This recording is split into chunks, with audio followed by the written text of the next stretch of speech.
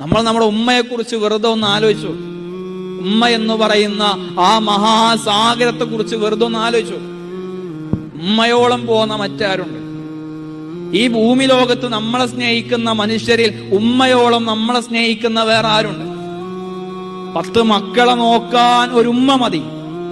പക്ഷെ ആ ഒരൊറ്റ ഉമ്മയെ നോക്കാൻ പിന്നീട് ആ 10 മക്കൾക്കാവാത്ത ദാരുണമായ ലോകത്ത് നമ്മൾ നമ്മുടെ ഉമ്മയെ എത്ര മനസ്സിലാക്കി? രാവിലെ എഴുന്നേൽക്കുന്നത് മുതൽ നമ്മുടെ ജീവിതത്തിന്റെ ഓരോ ഘട്ടങ്ങളും നമ്മൾക്ക് ഉമ്മയെ വേണം. ഉമ്മ ചായ, ഉമ്മ ചോറ്, ഉമ്മ തോർത്തുമുണ്ട് എവിടെ, ഉമ്മ അലക്കിയ വസ്ത്രം എവിടെ, ഉമ്മ യൂണിഫോം എവിടെ, ഉമ്മ ചായ ആയോ, ഉമ്മ ടിഫിൻ ബോക്സ് ആയോ, ഉമ്മ ബാഗ് എവിടെ വെച്ച്, ഉമ്മ പൈസ ഉണ്ടോ, ഉമ്മ ഞാൻ പോവാട്ടോ.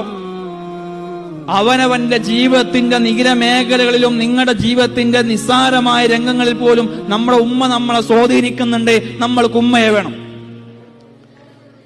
നമ്മൾ ഈ ലോകത്ത് സുന്ദരമായി ഇങ്ങനെ ജീവിക്കാൻ കാരണം നമ്മുടെ ഉമ്മയാണ്, നമ്മുടെ ഉമ്മയുടെ പ്രാർത്ഥനകളാണ്. എങ്കിൽ നമ്മൾ നമ്മുടെ ഉമ്മയോട് പെരുമാറുന്ന അവനവന്റെ പെരുമാറ്റത്തെ കുറിച്ച് വെറുതെ ഒന്ന് ആലോചിക്കുക.